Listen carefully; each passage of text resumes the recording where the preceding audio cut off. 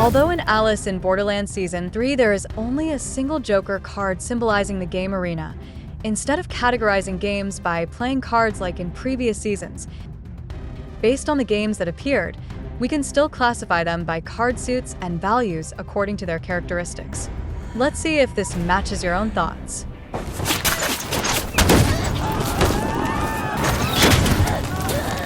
1. Sacred Fortunes.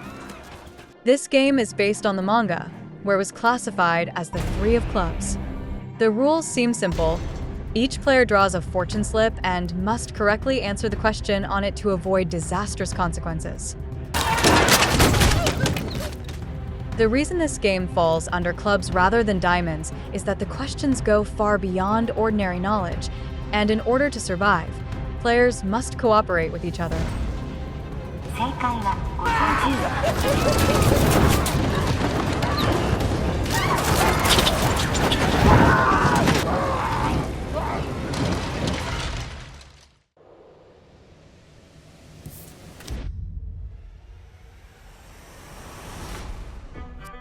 2. Zombie Hunt. Compared to the previous two games, Zombie Hunt is far more complex and layered. It takes place in a closed facility where multiple teams compete. Each player receives a set of cards and must face off in one-on-one matches against players from other teams. Although players start off in teams, at its core this is a club game.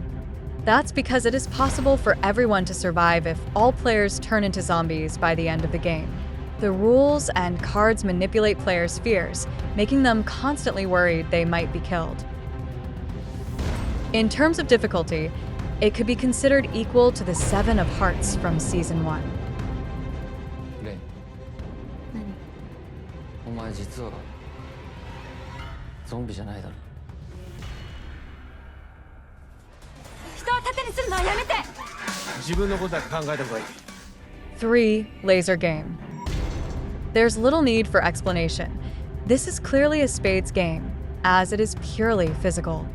The rules are straightforward. Avoid the laser beams and reach the goal.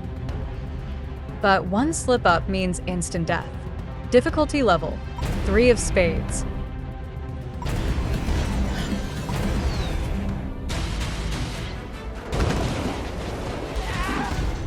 4. Runaway Train. This game actually appeared in the manga as a Two of Hearts, the game that Shibuki played upon entering the Borderland. However, it was easier in the manga since Shibuki could tell which train car was poisonous based on the wilting flowers inside. In this version, the toxic gas is only released once players decide whether or not to wear the masks. Because Arisu's team managed to reach the last car without losing anyone, this is clearly a heart game. Its difficulty could be 3 or 4 of hearts.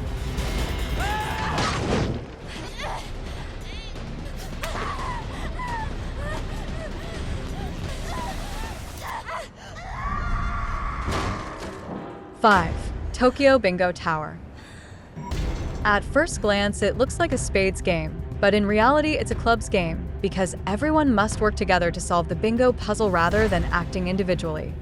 The objective is to complete one diagonal, one horizontal, and one vertical line on the bingo card. What makes it harder is that each time a player presses the buzzer, heavy ball bearings drop from above, making climbing more difficult. Since it demands strength, willpower, and teamwork, its difficulty is 10 of clubs.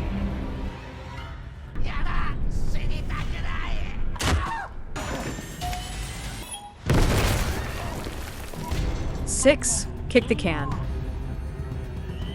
Players must kick cans and return them to the center of the arena before the timer runs out.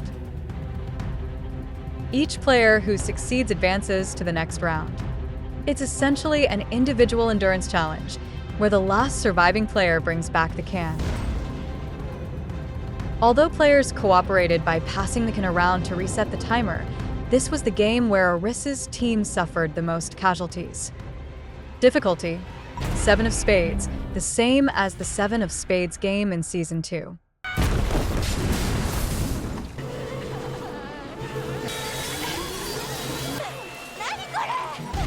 7. Possible futures. This game involves extreme psychological manipulation, making it unquestionably a club game, even though players try to help each other survive. It's the most haunting and mentally challenging game in Alice in Borderland Season 3. The projections infiltrated players' minds, forcing them into irrational and self-destructive decisions. This makes it equivalent to the Ten of Hearts, which hunt.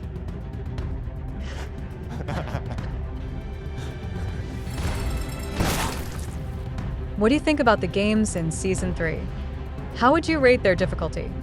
And would you like to see more games from the manga adapted into the live action?